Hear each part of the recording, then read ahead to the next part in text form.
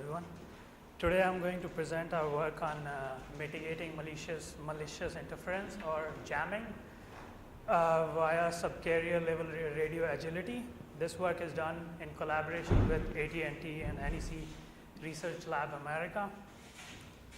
So when we hear about jamming, the first question comes to mind, like how easy is it to launch a jamming attack? And it turns out that it's pretty easy. You can find a lot of commercial jamming devices that you can buy on internet, and you can even use your SDR to perform a jamming attack. Let me give you an example. What do I mean by a jamming attack? Let's say Alice is trying to communicate with Bob, and there is an attacker, Eve, which start jamming the communication, which means it start emitting the RF and try to interfere the communication between Alice and Bob. The jammers there are different kinds of jammers. One simple example is continuous, where you just transmit the signal continuously. So in that case, the jammer will lose out on the energy, it will waste a lot of its energy. Then there are some smart way of jamming called intermittent jammer. One of them is random, where you just randomly start jamming, or periodic, where in each specific period you start jamming the communication and then you stop. But the most sophisticated scheme is the reactive one, where you sense the channel, and as soon as Alice and Bob tries to communicate with each other, the jammer starts transmitting and interfere their communication. So, but there are a lot of techniques which are already proposed in combating jamming. Some of them are try to do adaptive power and rate control, use of lower modulation rates to reduce the packet error rate, frequency hopping.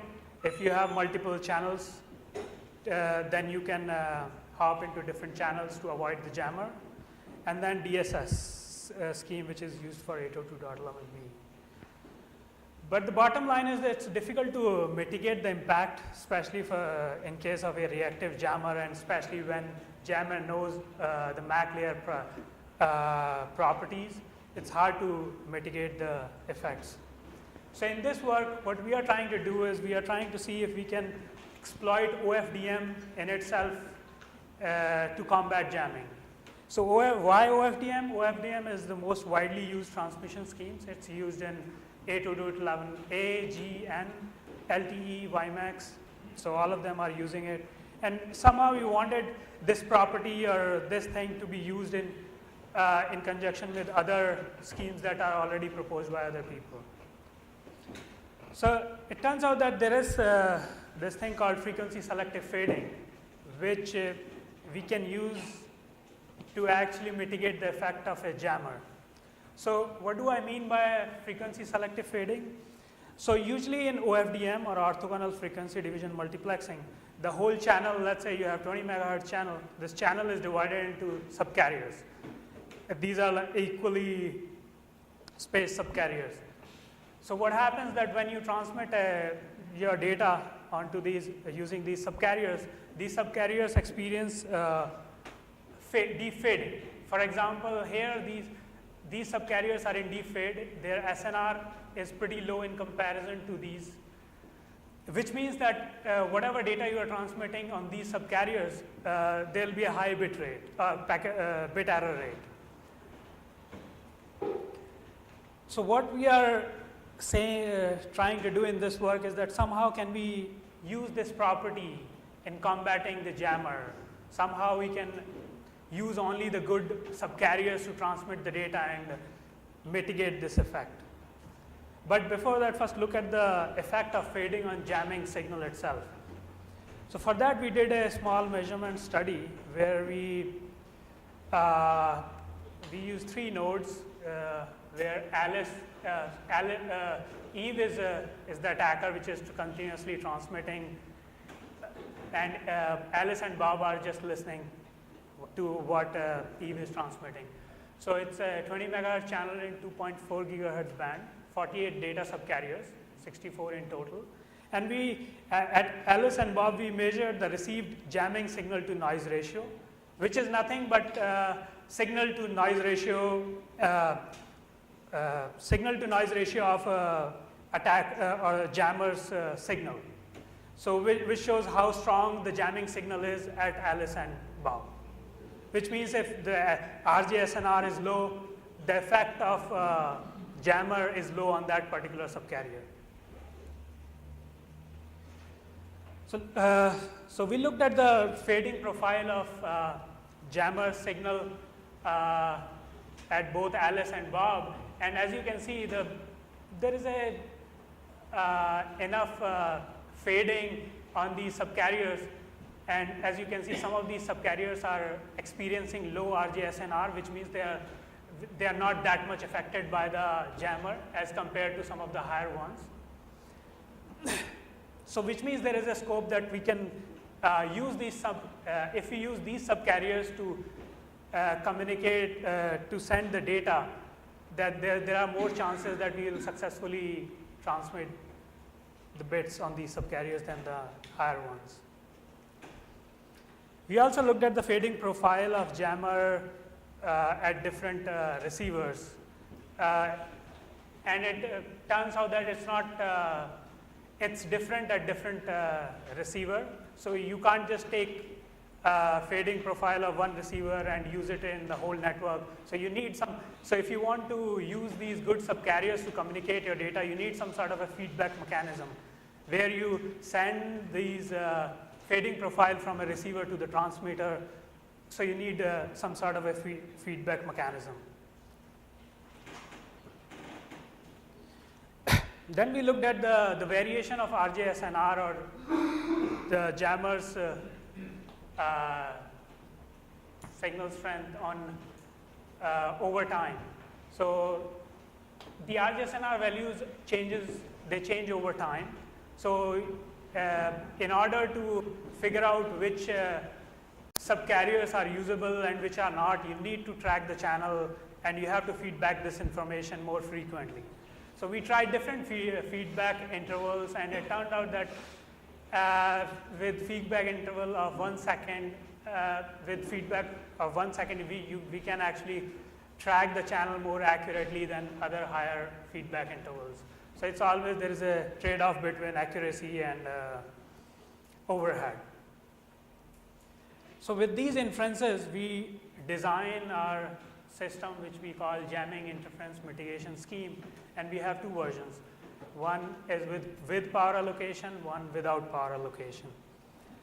So first, let me give you an overview of JIMs without power allocation. So let's say Alice is trying to communicate with Bob in presence of Eve. So Bob will perform the following steps in order to perform JIMs. So first, it will determine the subcarriers which are more affected by the jammer, which means it will calculate the SNR or RGSNR of each individual subcarriers. Then it will select the appropriate subcarriers, which means it will partition these subcarriers into good or bad subcarriers, and then we'll exchange these the good subcarriers using a feedback mechanism using raptor codes to Alice, and then Alice can use these good subcarriers for further data transmission. So let me go into the detail of each of these steps. So first we want to detect the effect of jamming signal on these subcarriers. So we use two methods. One is explicit. In explicit, we assume that that there is a scheme which can detect the jammer, and we can measure the RGSNR in isolation, which means that Alice and Bob can measure the signal from the jammer when no one else around them is transmitting. So they can actually measure the actual signal from the jammer. In case if jammer is reactive, what we do is we send a short pilot to trigger the jammer, and since we know the pilot, we can and then we go silent. So since we know the pilot, we can figure out like, okay, this signal belongs to the jammer, so we can calculate the RGSNR from that. But then the another method that we use is implicit, where we assume that we can detect the jammer, but we cannot measure its signal strength in isolation. So what we measure is the SINR per subcarrier, which is essentially which captures both the signal quality from Alice to Bob and the jamming signal strength from the jammer. So next comes how do we figure out which subcarriers are usable and which are not. So for that we use a simple threshold-based selection scheme. We use a simple average of the whole of the channel RGSNR or SNR in both explicit and implicit, where we compare the average RGSNR with the subcarrier RGSNR. So if it's lower, which means that the effect of jammer is lower on the subcarrier net, it's good. In case of implicit, we use SINR, which means if SINR is higher, which means that you can get higher bit rate and chances of bit error rates are lower on that. We tried different thresholds, and it turned out that average kind of balances between selecting too many or selecting very few. So it's kind of balance out the throughput that you can achieve by selecting these subcarriers. Next, once you have these subcarriers which are good that you can use for communication, you want to feedback this information to the transmitter, or Alice in this case. And note here that this feedback is going on in the presence of a jammer. So you want some sort of a protection mechanism to convey this information. So for that we use Raptor codes, which is essentially a class of fountain codes where you divide the data into blocks and you encode the data. And let's say you have n symbols in a block. So even if you can receive any of the k symbols out of n, you can recover the data, where k is less than n. And we transmit this information multiple times, encoded differently each time, so that if you lose the same bits or same symbols each time, even then you can recover the data properly. We also encrypt the CSI information using asymmetric key encryption to avoid the sniffing attack. If a jammer is able to detect the CSI, and it can perform the same things that you are doing. So now let me give you a high level idea of what we do in GIMPs with power allocation. So the whole idea is that, so in GIMPs we divide the subcarriers into good and bad, and we just use the goods, and we just leave the unused ones as it is. But what we try to do in GIMPs PA is that can we use some of the power from the unused subcarriers and give it to the used one to increase the overall throughput.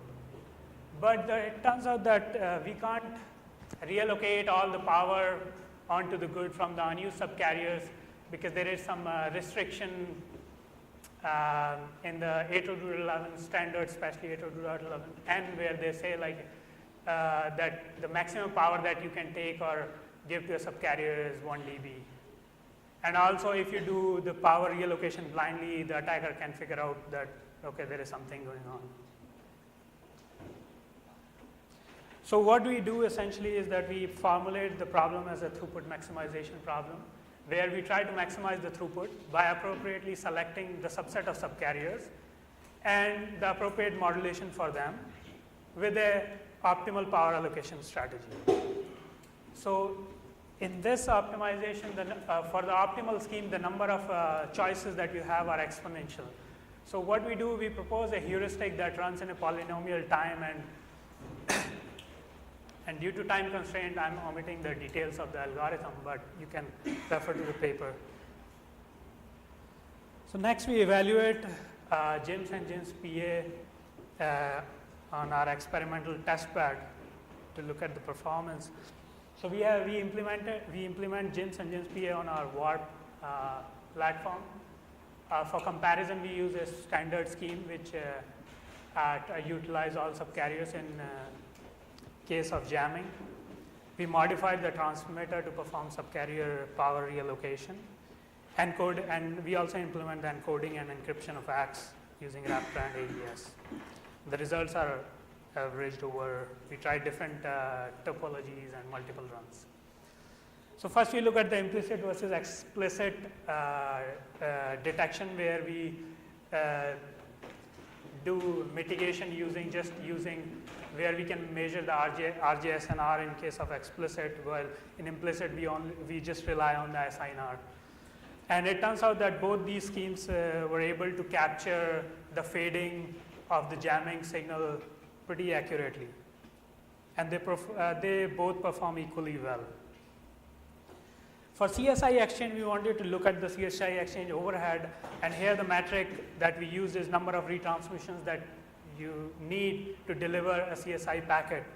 So for periodic and random jamming attacks, we were able to deliver 80% of the CSI packets by just 3 retransmissions.